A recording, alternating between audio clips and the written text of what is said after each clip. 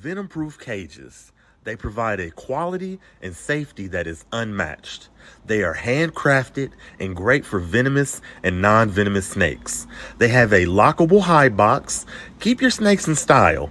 Go to Facebook or Instagram and look up venom-proof cages to place your order. Protect yourself, protect your snake, and protect our hobby.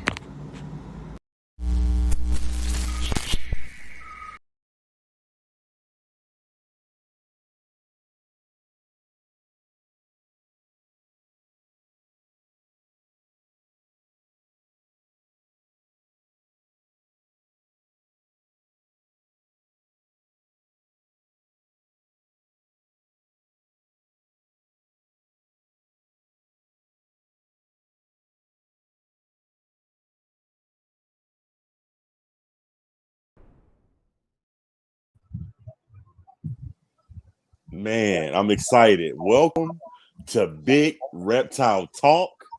I'm Derek, and we got Big Corey in the building, man. How you doing today, brother? Good. How are you? Man, I can't call it, man. I had to hit you up, man, because you're doing some big stuff, man. You're a big dog in the game. Yeah, I'm trying. I started out little like everybody else, and then you can see by the cages behind me. So It's like when you start, you don't think like, oh man, I'm gonna have 16-foot tall enclosures with full size live trees in my front yard. But hey, man, it is what it is. We're here now. We're making the best of it. man, I appreciate you for hanging out with me today, man. Yeah, Um, I'm glad to be here. Real quick, man, talk to me about the name, man. Toothless Reptiles. So I had gotten a black dragon from a gentleman quite a few years back, and her name was Toothless, and it was named after the black dragon from How to Train Your Dragon. And then yeah, I've got two little kids, so I was like, all right, well, whatever, Toothless Reptiles then, you know. So it just kind of stuck, and then I started saying little things like keep feeding, and keep breeding, and then I started noticing like when I would meet people at shows and stuff that were fans, they'd be like, they instead of saying bye, they'd be like, keep feeding. And I'm like, oh man, I didn't even realize like this stuff was sticking. And then same with the black dragon chipped and shipped, like everybody picks up on the little nuances. So now all my black dragons are Toothless Reptiles Black Dragon, chipped and shipped for $2,500. They all come microchipped and shipped. It's like so funny. These little things everybody picks up on. I don't notice because I don't really, I do all this stuff by myself. So it's cool when you meet people and you figure out like, oh wow, like that's like turned into like a saying now. I, It's pretty funny. I I've noticed that like everybody that I mess with has a saying like Ozzy Boys has shut up and breed. You have keep feeding. My Animal House. He's like, what's cracking, fam? And just shout out to Rise Reptiles. He has chomp chomp. Everybody has like a catchphrase. I said, man, I got to get me a catchphrase. Yeah, you got to, man. It'll happen naturally, though. If you try to make it happen, it'll never happen, but it'll happen one day. You'll stub your toe or some shit and just come up with a catchphrase at the same time. So funny. Now, talk to me about, man, your Instagram, man. How does that feel having 100,000 plus people want to see what you're doing, man? It's a little weird to be honest. Like, I get a lot of messages, people asking, and then what's weird is that like I'll respond right away to most of them, and I'll help answer questions and I'll give people my cell phone number, and they're like always astonished, like, oh man, I didn't even think you'd respond, you Right. know. And I'm like, why wouldn't I respond? I'm just one of you guys. I'm not doing anything special. I'm not curing cancer out here. I just got lizards banging in the front yard. It's not like we're doing anything crazy. So, I started out as, the kid who wanted to get, a tegu, and I had an iguana. I started down at the bottom like everybody else. So I'm happy to answer questions anytime I can. So it's nice to have a following. I probably don't put as much work into it as I should, just because I don't really post that often. But it's definitely nice to know you're appreciated and the things that you do don't go unnoticed. Because on a daily basis, I'm just going into the building after work to check on animals, or I'm cleaning cages. You do all, doing the grind of being a reptile keeper, especially in a big facility like this, doing it all by yourself. It's nice to know that people are out there appreciating it, even if they ain't there helping you. They're still kind of motivating you to get it done. Right. Now, I don't know if you like LeBron, but I'm gonna talk about LeBron James for a second, and you'll understand. Hell yeah. You'll understand why I'm saying this. So LeBron played for a team, and he didn't like what his team was doing, so he took his talents to South Beach. Do you remember that? Yeah. And I say that to lead into this question, man. So I know that I hear some playback. Hold on. I know that YouTube, when you hit 100,000, they give you a play button. What does Instagram give you when you hit 100,000? And if they don't give you that, man, you got to take your talents to South Beach, man. No, they don't. They don't give you anything. Like, I've been approached by quite a few people to do like joint work and like advertise on my platform and stuff like that, which is really where you kind of start making some money. But I'm not into it. I don't want to take advantage of the platform and start posting stuff. I mean, the business Instagram, Toothless Reptiles, is my only Instagram. So, and I only post reptile related stuff. I could post a bunch of BS and political crap on there. I'm not going to do that. That's not what the platform's for. That's not what those 100,000 people came to see. They want to see lizards banging and me getting bloodied up, and like big old trees and lizards laying eggs, lizards hatching, lizards getting ready to hatch, lizards for sale from hatching, like they want to see all the pure reptile stuff. So, and I post a lot of like scientific information, x-rays, ultrasounds, DNA testing, all that stuff too. So a lot of people are there for that, which, nobody else has. Right. So, yeah. I don't get anything from Instagram, but yeah, it's cool to have the option, but I don't want to do that. I work in engineering full time, so I'm not trying to nickel and dime my fans. So talk to me about your facility, man. Like, is that at your house, or that is actually your own private facility? Yeah, so this building I had built in my front yard of my house. So I literally bought this house in Alpine, California on 2 acres, and I had zoning approve this building before I made the offer on the home. So I literally bought this house just to build this building. It's a 30 by 60 steel building made by Allstate Steel Buildings. And then I had it custom fabricated to be 3 feet taller. So that way I could put full-size sheeting on all the walls so they didn't have to be cut. So it's literally 2 8-foot-tall walls stacked on top of each other, which just made fabrication a lot easier in the long run. And then, it's literally in my front yard. So I had the whole thing built start to finish. Whole building's brand new, insulated. I had a company actually erected the building, but then I had to do everything else, all the electrical, plumbing, everything. So yeah, it was fun. It took a while, but it was cool to kind of go through the process of building out a facility, knowing that it was like, people dream about building these buildings in their yard and having like, shop to, even like a shop to work on cars, put a couple 2-post or 4-post lifts in here. And I'm in here like, I'm building this building so I can put lizard cages in.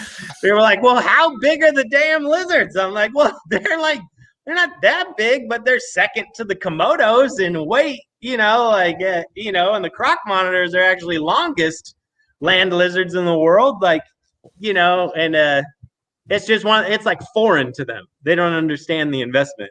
Yeah. So breeding lizards is kind of like your second job, your first job. You're an engineer. Yeah. So that's what I do full time. And then, I breed the lizards on the side for fun. And then I also have a bunch of other hobbies. I race cars. I'm the current world record holder for BMW half mile, top speed. So And then I just sold that car off and building another car. And then I'm also building a turbine, a turbo shaft powered truck soon. So it'll be a jet engine powered truck. So yeah, those are like the lizards are the least of my worries. uh, but so I want to talk more about the animals too. So what species? Talk to me about some of all the species that you breed, man. Like I said, I reached out to you because I've seen monitors, all kind of black dragons. I've seen a lot of good stuff, man. What's some of the stuff that you primarily focus on breeding? So I primarily focus on just the large high-end monitors. Because to be honest, like not only is that obviously where the financial gain is, but it's also where a lot of the problems come in. The reason why there's a financial gain is because those animals are hard to breed. I mean, even the croc monitors, nobody's really been able to be consistently successful breeding the crocs, and I get 1 to 2 clutches a year from these guys. But also, they're in an enclosure that's over 3,000 cubic feet. It's larger than the average apartment in New York City. So, Mm, so it's like a catch-22 where there's a lot of reward, but you do have to put in the work, and in this case, you have to put in the resources. But the water monitors are a lot easier to keep, definitely a lot easier to breed.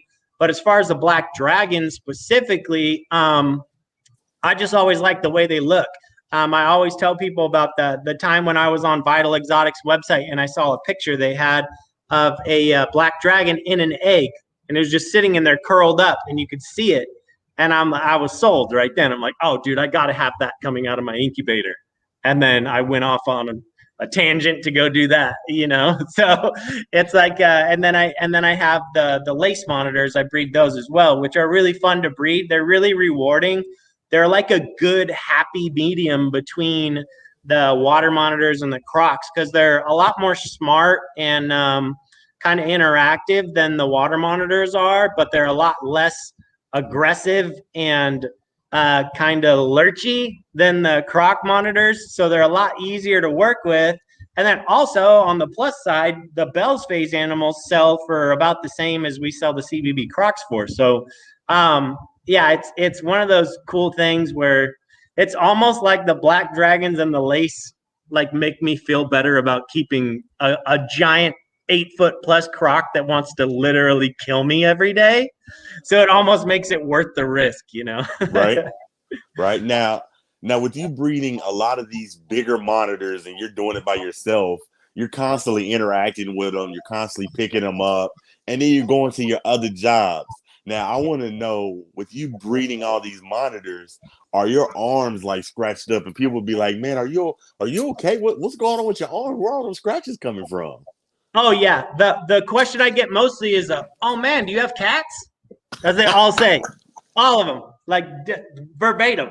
That's what they all say. And I'm like, "Oh no, I breed lizards," and they're like, "Oh, like bearded dragons?" That's the next one, and I'm like, yeah, like fucking bearded dragons. Like, all right, I'm gonna go back to work. like I don't want to have the conversation because then we go down this rabbit hole, and I'm like, oh yeah, do you have Instagram? And I'm showing them my page, or oh, well, check out this website, and yeah, like we do parthenogenic studies, and I do DNA testing with UC Davis and Therion DNA, blah blah blah. It's like you go on forever. So I'm like, Dad, you go do some research, and then you can come back and ask me some questions. Like, because otherwise I'll be over here for an hour and then my numbers will be off and I'm going to get called into the office. Now being in the hobby, what was your, do you remember your first reptile that got you into the hobby that you just was like, okay, I like this. I got to pursue this. What was the first reptile you got? Well, I've always been in an animal-based family. Like we grew up with potbelly pigs. We used to rescue possums for Project Wildlife when I was a kid.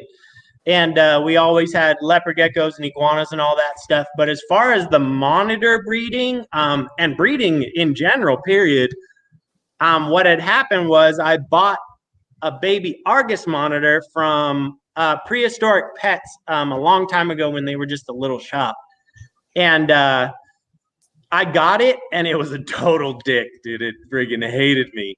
and it grew so fast. And those things are like velociraptors. Like it'll use bark in its cage to unlock its cage. Like they're nuts. They're super smart. They're way underrated for what they are. And it was so mean. I literally couldn't work with it at all. So I ended up taking that animal down to Pet Kingdom here in San Diego.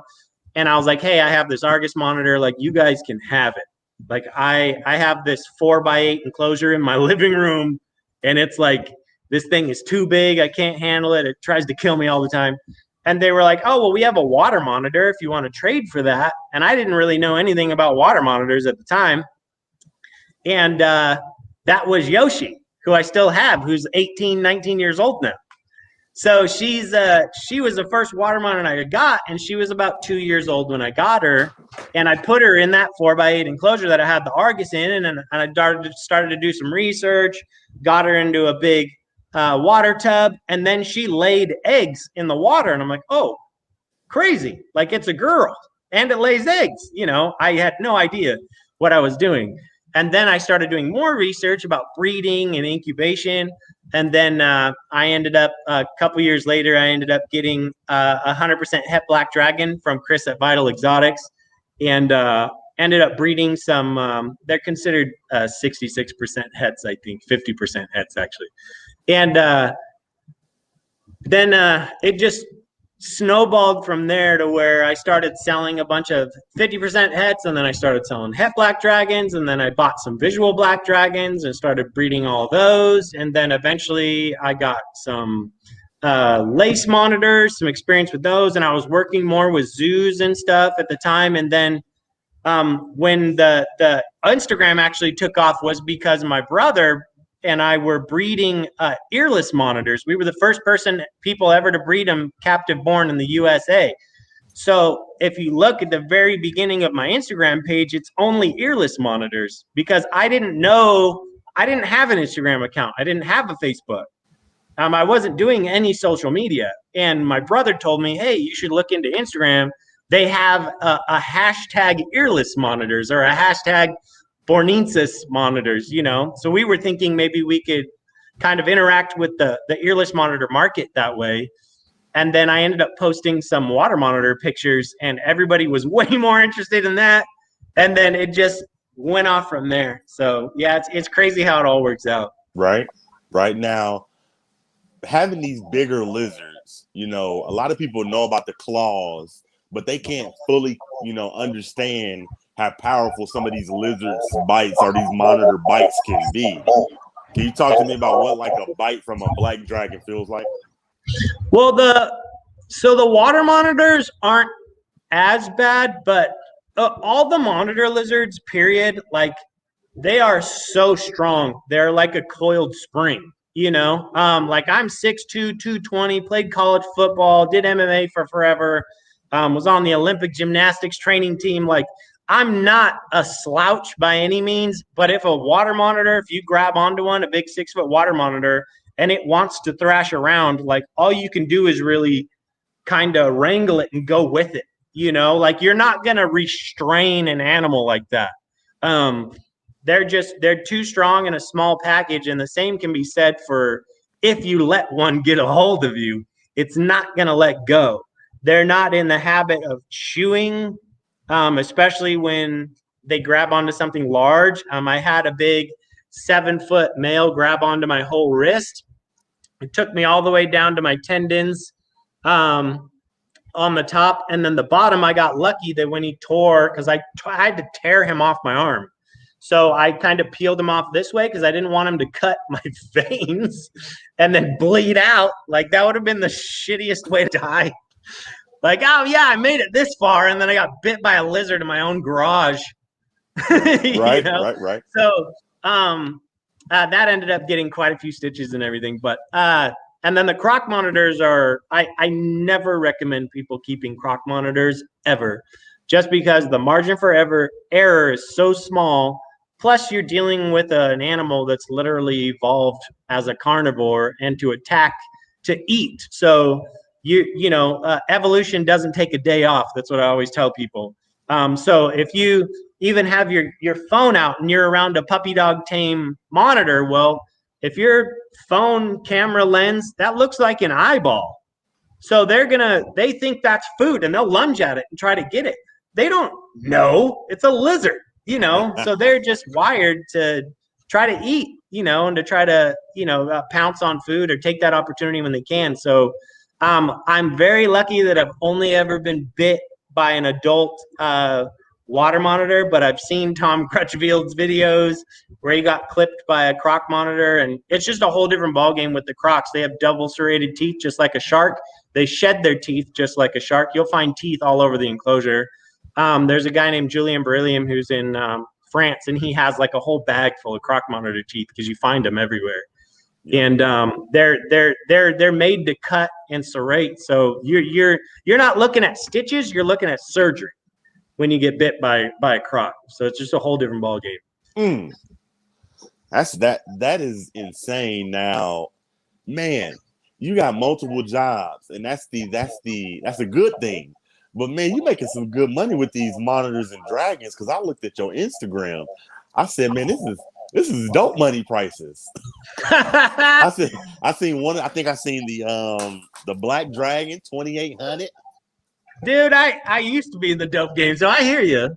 But it's a lot more honest money. But to be honest, a lot of people don't realize how much money it takes just in electricity and propane, not to mention initial investment. So every year, my electricity bill, my true up bill at the end of the year, because I do have a solar system. It's a very small solar system. It was on the house when I bought it. Just my true up bill at the end of the year is $17,000 to $20,000 for electricity.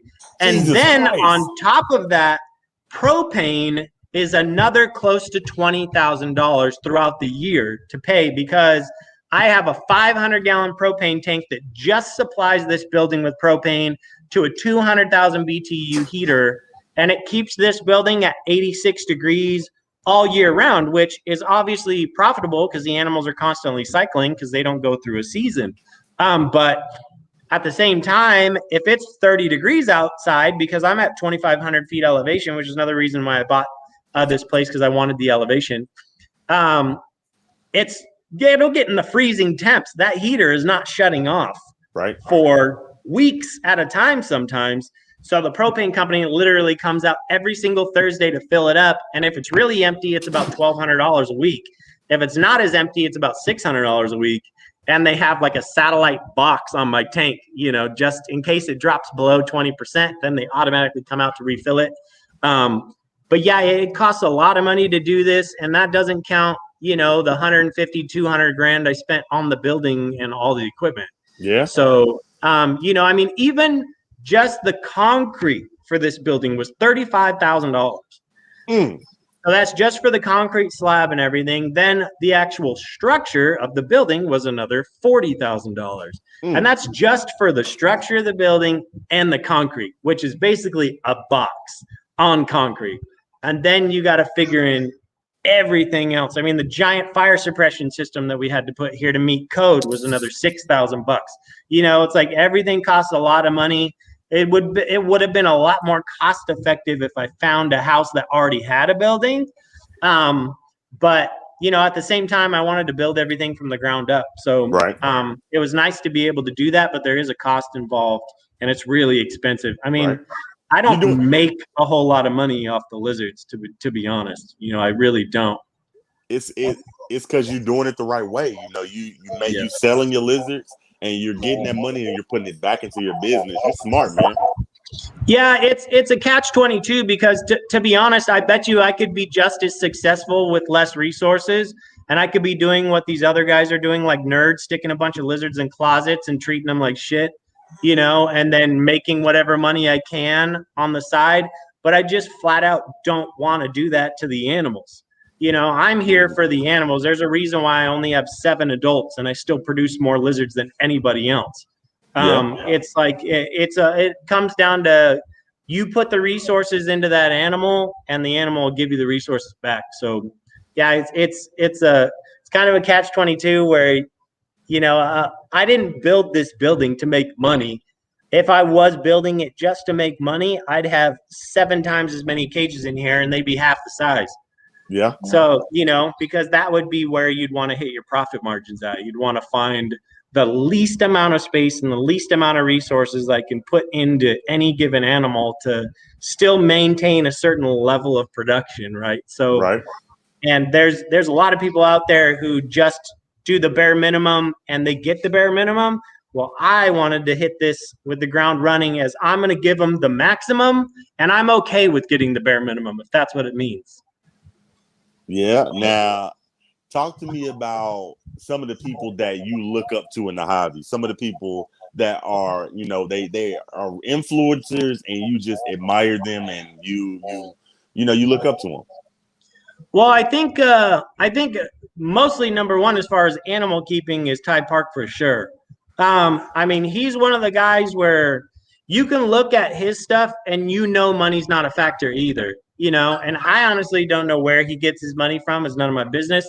But I can honestly say, and nobody else can refute this by looking at his facility, that he puts way more into those animals than he needs to. Right. So that's what I subscribe to here. I do the exact same thing. I do all this for the animals. Ty Park definitely does his stuff for the animals, and he's always looking towards conservation, giving back to the community. He's starting a zoo, which I'm sure he's going to have, tons of people coming in that have donated entrance, so you're letting like the elementary school come into the zoo for free. I guarantee you he's going to be doing stuff like that just because he's essentially like an animal philanthropist, like he's just always looking out. Ty Park's definitely one. I respect him a ton. Chris Murray's done some really good stuff with a lot of animals and a large range of animals. John Adrana has also done some really good stuff. And what's cool about those guys in particular is they're also good people. Which, to be frank, is hard to find in an industry, any sales industry, really, and especially the reptile trade. So I'm sure so you're getting all big-eyed. I know. You're like, oh, yeah, like I've met 50% of them, like, dude, it's bad. So I've always kept to myself. I've had a real small, tight-knit group of people, and it's served me really well over the years. I don't belong to any forums. I don't get on there and cause drama. I'm not trying to defend myself against anything. My quality and the way I keep my animals speaks for themselves. And I have Moses Nuno also. He's a really good friend of mine. Vincent Fracano, he's a really good friend of mine. And they've always been there when I needed advice or when literally I've had something happen to an animal and I'm ready to just sell all my stuff off to the closest zoo. So, because we have those days as reptile keepers. And I'm lucky to be in a position where if I really did want to sell off everything, which I am doing this year actually, that I can do that. And I don't have to fire employees. I don't have to do anything because I've never wanted to do this for a living. It's always been a hobby. I've kept it a hobby. So I love that. I love that. Now, with you being in the sales business, man, give me a crazy customer story. Oh, dude, I have so many, but like literally the reason why I will take price hits to sell animals at wholesale is because I don't want, like if I have 20 black dragons, it is at my best interest to take a hit on price and send all of those lizards in a wholesale lot price to like someone like Josh Ortiz, who used to run Nerd. He'll wholesale buy a lot of my stuff too. Another really amazing guy that I look up to also, who's always, every single person I look up to doesn't do animals as their full-time job. And it's no surprise. They all have normal jobs. Chris Murray works in the medical field. John Adrana he like designs shoes and stuff. Like he's awesome. Josh Ortiz does real estate and he has a bachelor's degree. He used to wrestle in college. So it's like they're all good at other stuff, but I'm sorry I got off topic there. Oh, you're fine. So it's always in my best interest to wholesale those off because that's 20 extra people I have to talk to. That's multiple trips I have to drive an hour out of my way to drop off at the FedEx main hub. And even though $2,500 is a lot, and honestly it is a lot, especially to a lot of people. That's why I keep my prices $2,500, $2,800 because I see people like Nerd trying to sell animals for $4,000. And I'm like, dude, that's somebody's first car. Like, that's ridiculous. You shouldn't have to choose between your passion and transportation to your job.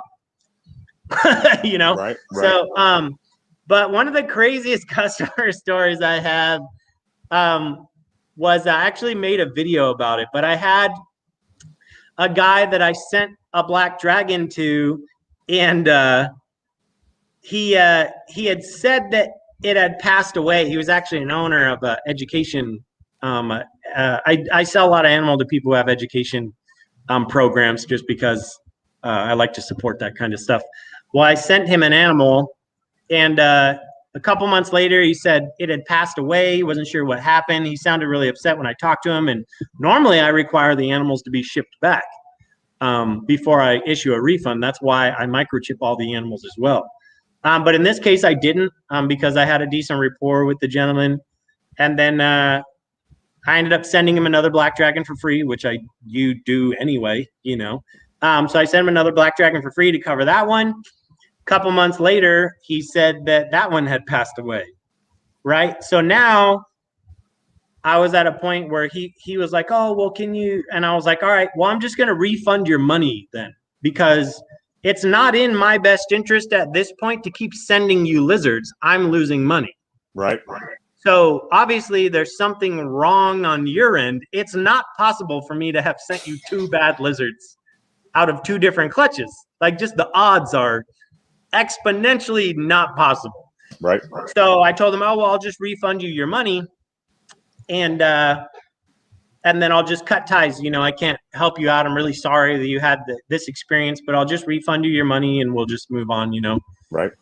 Well, then like a month or so later, I kept seeing like a baby black dragon, 2 baby black dragons on this guy's page at education seminars. I'm like, oh, that's weird, you know. And I even messaged him about it. I'm like, hey, where'd you end up getting your black dragons from? Like, that's cool. And he had mentioned some other guy or some random person that supposedly bred some, you know. I didn't know him. And that was as far as I dug into it. Then about 6 months after that, I get a phone call from this gentleman, and he was extremely apologetic and was like, hey, don't be mad. I'm really sorry, blah, blah, blah. I just wanted to, you know, I believe in karma and this and that, and like totally setting something up. And I'm dumbfounded at this point. I don't know what the hell's going on, because I already gave him 2 lizards and refunded his money. Like, I don't know what's going on, you know? Well, come to find out, he was lying the entire time. So the first animal didn't die. He just said it did, and he assumed I was just going to refund his money.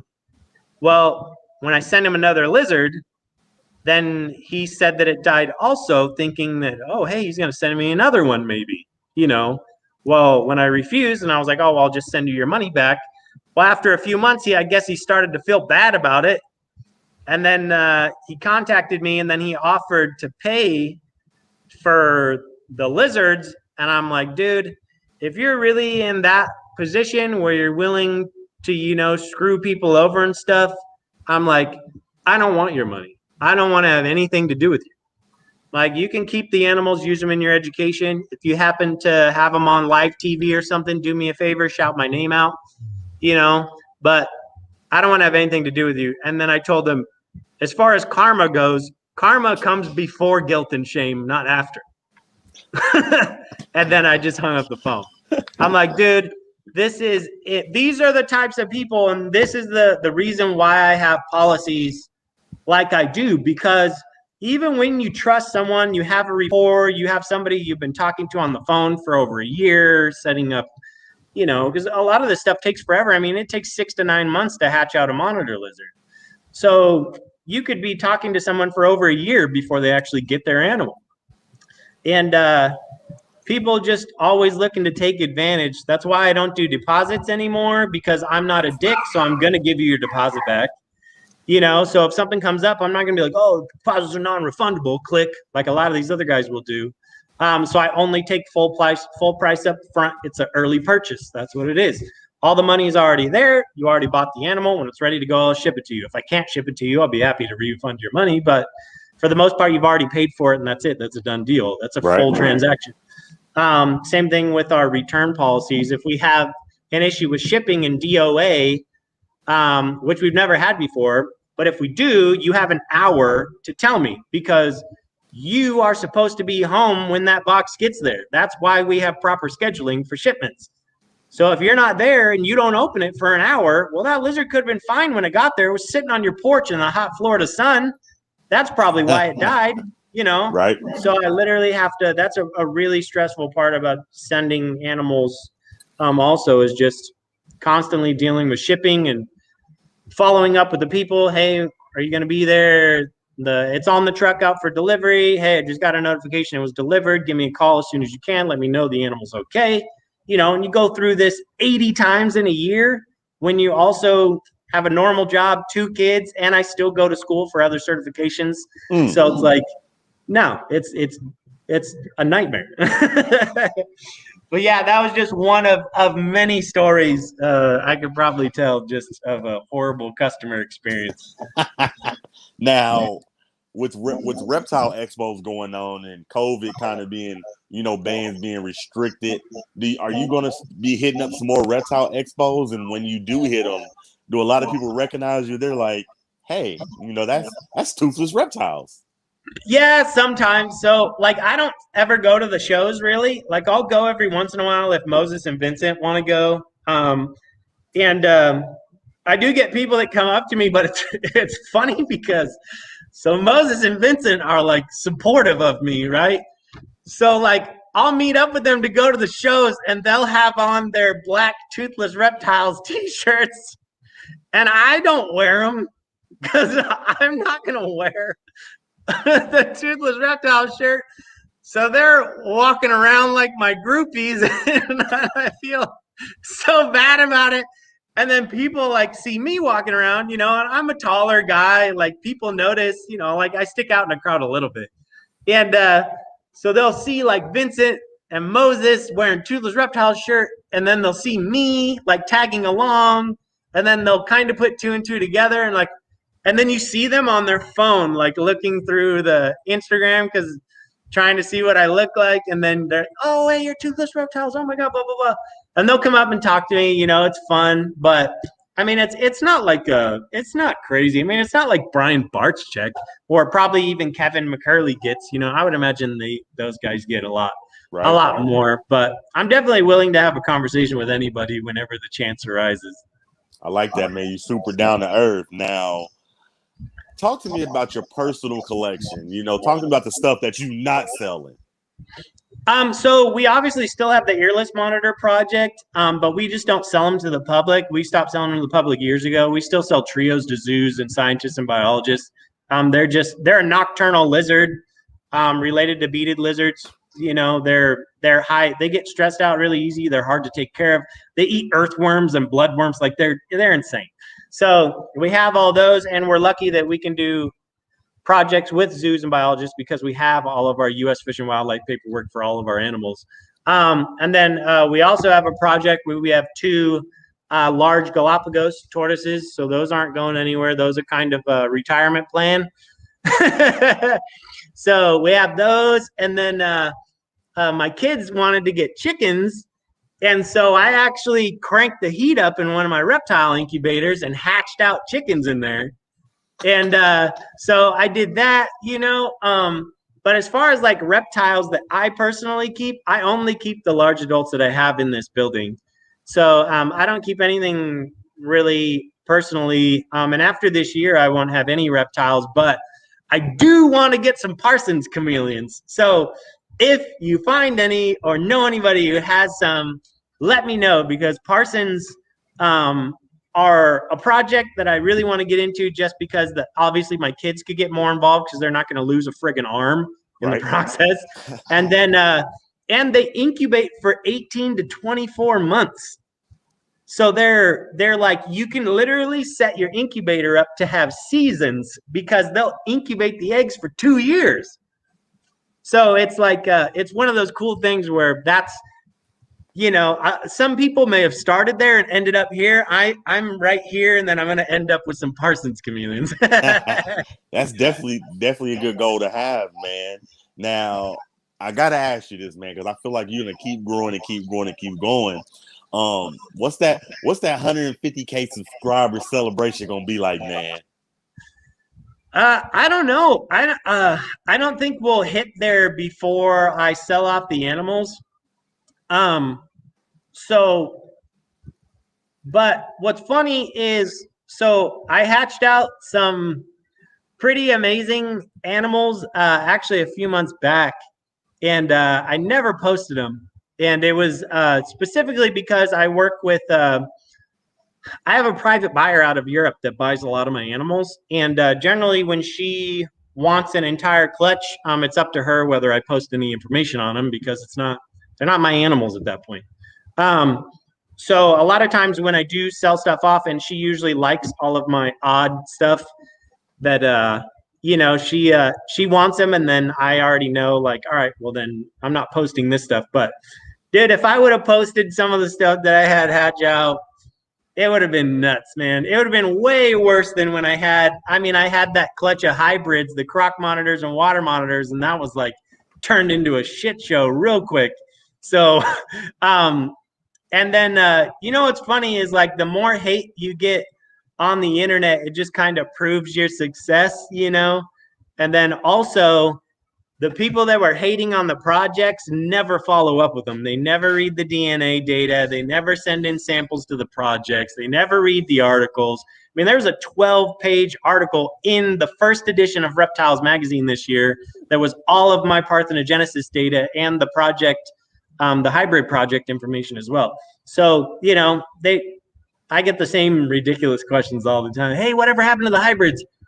Check the homepage. There's been a study on the homepage for like 3 years, dude. Like, dude, check the homepage. Now, to me, you met one of my favorite people in the hobby. Talk to me about how it was meeting Tyler Nolan. Oh, well, I never actually met Tyler. So he's in Florida, but I did sell him Black Dragon. But what was funny about that, so I didn't know who he was. And then he had messaged me a few times and asked me to get a monitor. And I told him I'd let him know when I had some available, blah, blah, blah. And then I forget who it was. I think it was Moses. Tyler had posted something along the lines of, oh, I just got Toothless Reptiles Black Dragon. And Moses, my buddy, was like, hey, you sold Tyler a monitor? And I'm like, yeah, why? Do you know him? And he's like, dude, that guy he's like a super famous tattoo artist, this and that. And I'm like, no shit, So I went and like looked, and then that's when I realized, like, oh my God, like he's got like a YouTube channel, super good tattoo artist. Like, I just had no idea, dude. I get so many messages and sell, good number of animals every year. And I don't background check a lot of these people, I mean, if you have a check mark next to your name in my box, which a lot of people do, like, yeah, okay, like I'll take a look at your Instagram and just kind of see what you're about real quick. But yeah, I don't know. He's a super nice guy, really into animals. All of his animals are really well kept. So I was really happy when I kind of did my due diligence and researched him a little bit, and I realized, like, oh, dude, he takes care of his stuff really well. He has that like macaw, that parrot that's like flying around his living room. I love that. I used to have a bear-eyed cockatoo when I was younger, and oh, dude, they're so rewarding. Yeah. Now, talk to me about crypto payments, man. I've seen that on your Instagram. I said, this man taking virtual money for some animals. How does that work?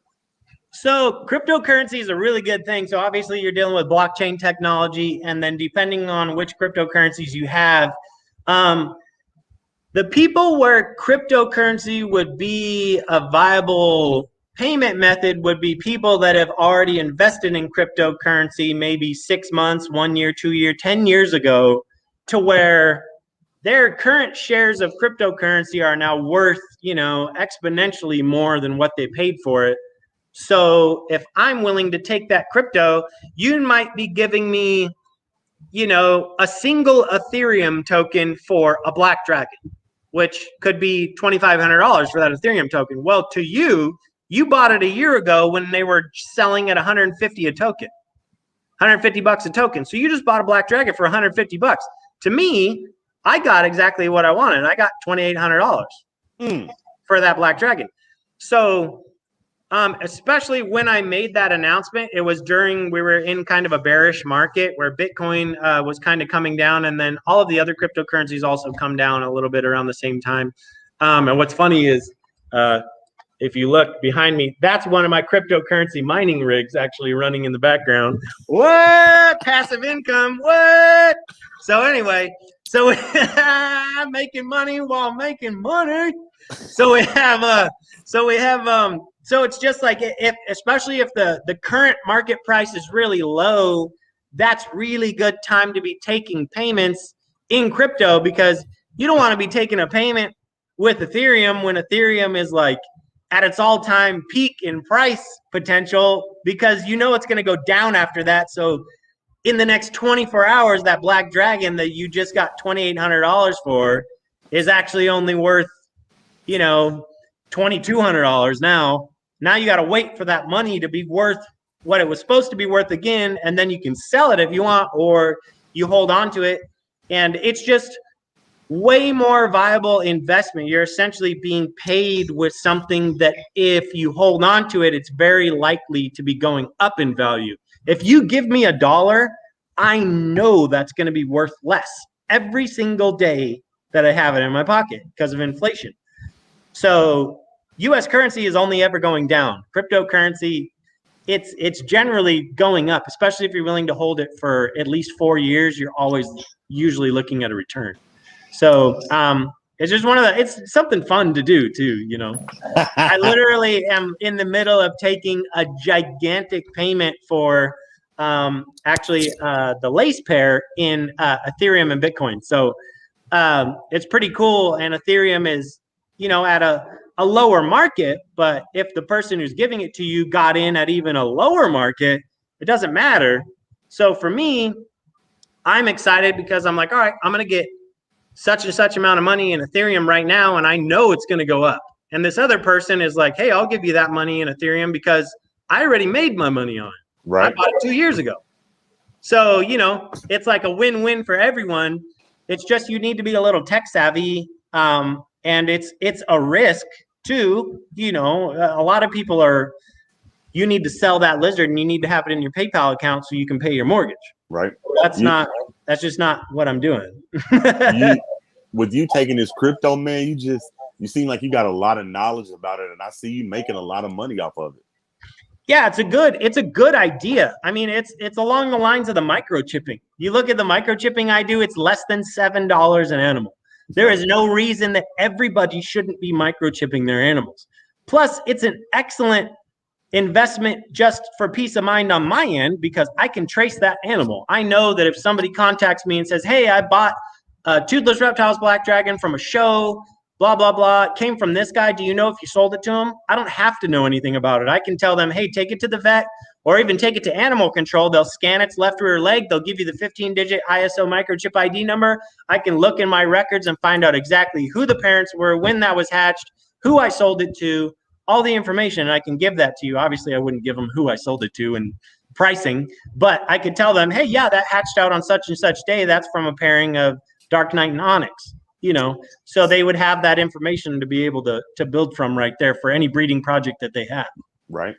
Now, with you being a breeder and a seller, do you think that there's still money to be made, or is the market getting saturated because so many people are getting into breeding?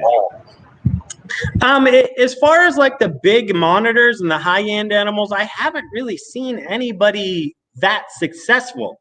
I mean, especially with anything coming out on a regular basis and in the quantities that I'm doing, like I'll literally get 60 to 80 black dragons out of Onyx in a year, and it's one female.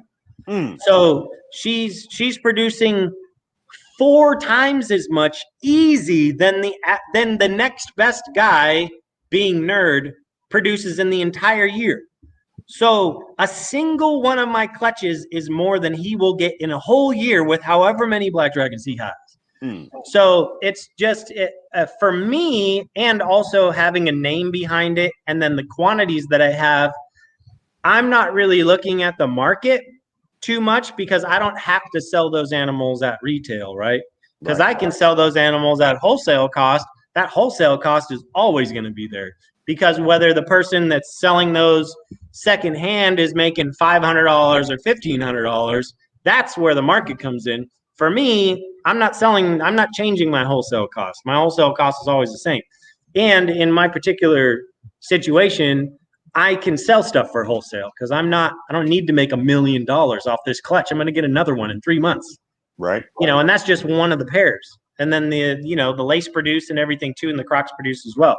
So, but I mean, I do see some of the stuff getting saturated, but not to a point, like a critical point anytime soon, to where people would be like, oh, black dragons are only worth $1,000 now. I think it will get there eventually, but honestly, there are so many breeders out there that are giving people bad information because they have a vested interest in you not succeeding, that it's really hard. You have to, there's a reason why I put out YouTube videos on how to breed water monitors, literally everything you need to know, exactly how I do it. And I still get people calling me and asking me questions because they're nitpicking, cherry picking from all these different breeders, all this bad info, and they're trying to put it into one little recipe and try to create lizards. They're either, not using supplemental heat, or they're using UV, or they're not using UV. They're using flood because this guy says flood and this guy says UV. No, you need to stick with one person who is being successful in a manner that you want to match. Then you just take information from that guy. Right. So if you want to do what I'm doing and you're breeding your animals indoors, then yeah, everything that I have here, you can apply and you just scale it. You scale it down to whatever you're doing. If you're breeding outdoors somewhere, this isn't going to work for you. You don't have total control over their environment. You can't do what I'm doing. You can't keep them cycling year round. It's not possible. So yeah, it's just one of those things you just got to keep an eye on it and take the information, and you got to figure out how to use it. Right. Well, you definitely doing your thing now. With you being such a big dog in the game, I want to know, has anybody ever hit you up like, hey, I need, multiple monitor sales? They hit you up or they was like, I need 8 black dragons today. Oh yeah, it happens. But so the thing is, I don't keep an inventory. So all of my animals sell out before they hatch. All of them. The only animals that don't sell out before they hatch are the lace, because I don't know which morphs are going to hatch. So if I have 5 eggs, I know that some will be bells and I know that some will be normals. So the only animals that I can reserve on that clutch is a single bells and a single normal. Just because I don't know if I'm going to have 3 bells and 2 normals, or even 4 bells and 1 normal. So everything else sells out. So as far as people contacting me and wanting the animals like today, I never have anything for them. But I do get a lot of phone calls from people who want, like, hey, I need 20 black dragons. Like, okay, well, I have a clutch incubating. I literally just pulled it yesterday. If you want to pay for them all up front, I'll give you a wholesale price, and then I'll ship them out, in 7.5 months, 8 months. But as far as having, if you have a breeder who has that many animals on hand to sell, they're probably not worth buying. Because you should have the customer base. I mean, I have people waiting months and months to get their animals. And generally the customer base that is wanting a large group of animals, they have a disposable income, right? So they're going to be able to buy them all up front and wait a few months because they understand the long-term investment portion. But if you have somebody who wants 10 lizards today, a lot of times those are impulse buys and the money's probably not even there. So it's kind of a catch-22 where, like, I can wholesale off half of my black dragon clutches every single time, no problem. That's what I've been doing lately. But at the same time, if you don't pay me up front for all of those black dragons, I'm now in a position where I have to refuse people who are willing to pay retail for those subsequent months until you pay off your balance. So in my mind, I'm throwing away thousands of dollars because I committed to sell you this group of animals at wholesale cost. So it's like that's why I like to just get the deal done and forget about it, because then I can tell people, hey, I don't have anything available. Next clutch is going to be hatching December this year. If you want to reserve one, you can. Reserve price is $2,500. Okay, cool, thank you. And then they move on, and then I might hear from those people again, or usually I don't. So it's just a different way to do business that I guess a lot of people don't really have the luxury to do, because they need to pay rent and employees, and you have a building. Right. I paid for all this stuff, so I don't have a payment. I don't even have a house payment, so it's all good. Now, because I don't keep people too long. We've been going a good hour now. I have one more question. This has been an amazing interview. Now, with you being a breeder, are you nervous about the reptile bans? No, not in California. I mean, we don't have anything crazy in California going on. I know there's reptile bans in Florida. I honestly only hear about them in the aggregate, like from someone who happens to mention it when I'm talking to them.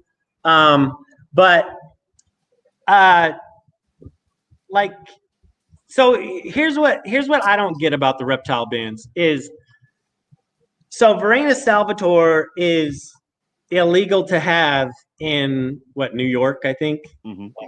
Well, Varanus salvator kameni isn't illegal to have, and technically that's its own species since 2007, right? Or excuse me, kamingis. They're their own species since 2007, and at the same time, Varanus kameni, to some degree, from some of the studies, they thought that it was an alternate species or subspecies, but it's not. But I mean, if you're putting on your Lacey labels Varanus kameni or Varanus kamingi because that's what's in the box, well, those aren't illegal. Those aren't illegal. Those aren't listed. Only salvators are. Well, this isn't a Varanus salvator. It's a Varanus kameni. This isn't a salvator. It's a Varanus kamingi. It's like it's just like, it doesn't make sense. I understand where they're coming from in Florida with a lot of the bans. And I don't necessarily disagree with any of them, to be honest, just because I don't have any skin in the game.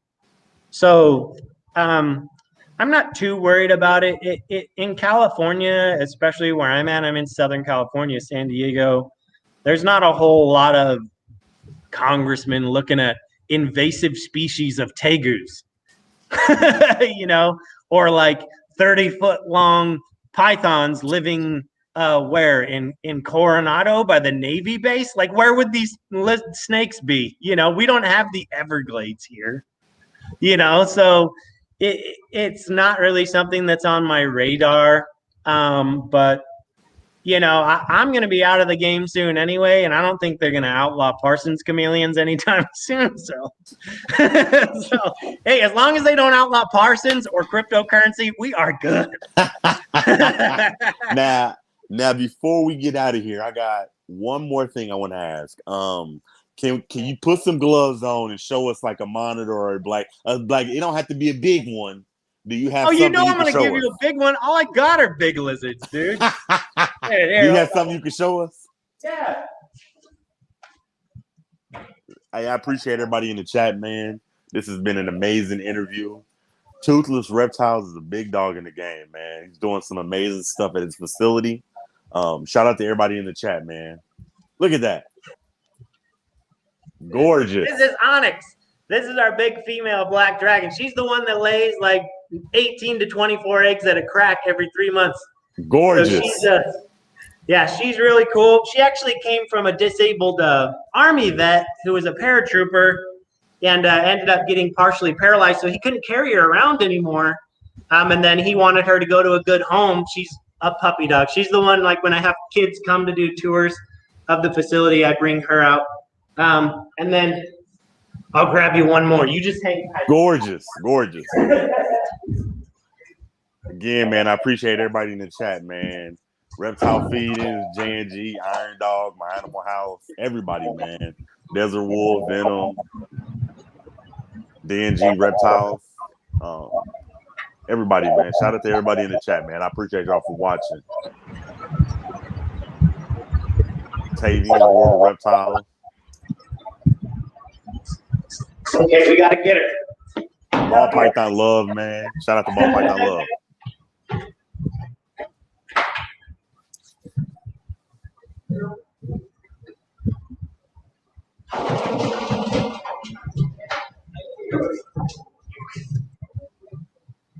Definitely a great interview, man. This dude is doing some amazing stuff. Reptile feedings, man. I appreciate that, man. I really do.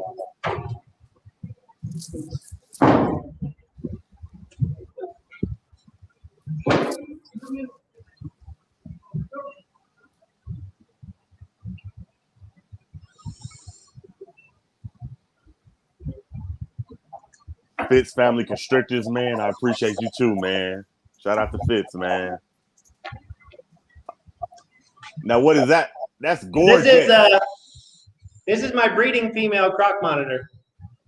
Gorgeous. Yeah, so you hear hissing. A lot of people don't realize croc monitors have the longest nasal passages of any reptile. But you can see I just grab her without gloves on. She's pretty cool. She's just a little bitchy right now. She just laid a clutch of eggs. 7 eggs the other day. So she didn't like me taking her out of her lay box area. But, you know, the average person can't do this with a croc monitor.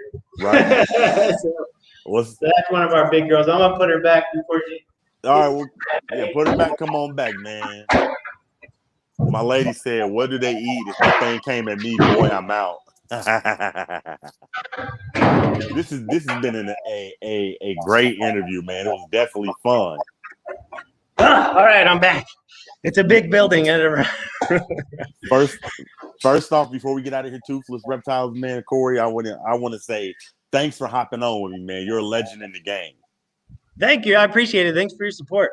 You know, you're doing some amazing stuff, man. I'm just astonished. Like, look at everybody.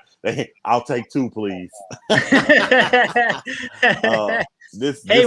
pair of croc monitors, proven breeding pairs for sale right now. So if you guys want them, hit me up. Okay. Well, I'm gonna play us out. Don't leave. I'm getting ready to put us backstage and play out the intro. Before we leave, I always end my interviews. Shout out to everybody, man. I'm in a great reptile community. My Animal House, Iron Dog Reptiles, Reptile Feedings, Venom Wonderful, Desert Wolf, Kurtwood, Ball Python Love, Fitz Family Constrictors, D&G Reptiles, Tavian, J&G Reptiles, OSMR. It's just so many to name. Josue's Exotics. Just everybody, man. Make sure y'all go check them out.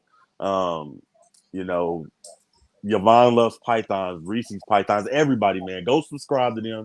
There's some great people. Don't leave because I want to tell you thank you again personally. I'm putting us backstage. This is big reptile talk. We killing this, man. Remove.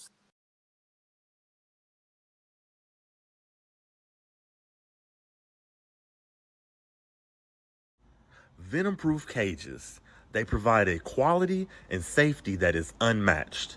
They are handcrafted and great for venomous and non-venomous snakes. They have a lockable hide box. Keep your snakes in style. Go to Facebook or Instagram and look up Venom-proof cages to place your order. Protect yourself, protect your snake, and protect our hobby.